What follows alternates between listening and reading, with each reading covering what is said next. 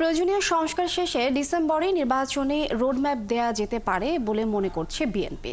সোমবার সন্ধ্যায় কথা বলেন দলের স্থায়ী কমিটির সদস্য নজরুল ইসলাম খান।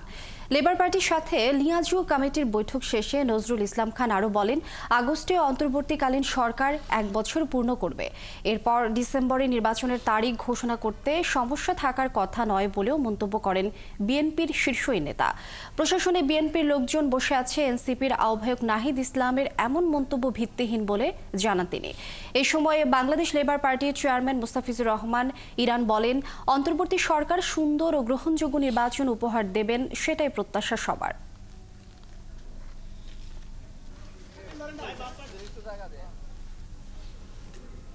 আমাদের মধ্যে দীর্ঘ আলোচনা হয়েছে, বিস্তারিত আলোচনা হয়েছে, বিভিন্ন বিষয়ে আলোচনা হয়েছে।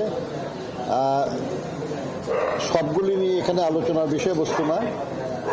তো আমরা সম্প্রতি মাননীয় প্রধান উপদেষ্টার সঙ্গে যে সাক্ষাৎ করেছিলাম, সেখানে সে আলোচনার বিষয়ে আমরা তাদেরকে অবহিত করেছি এবং আমাদের আগামী দিনে কি করণীয় এই সম্পর্কে তাদের পরামর্শ আমরা গ্রহণ করেছি। ডক্টর মোহাম্মদ ইউনূসকে আমরা যারা গণতন্ত্রকামী রাজনৈতিক দল, আমরা সবার সম্মতিতেই তাকে এই দায়িত্ব প্রদান করেছি। এজন্য তার কাছে আমাদের প্রত্যাশাও অনেক।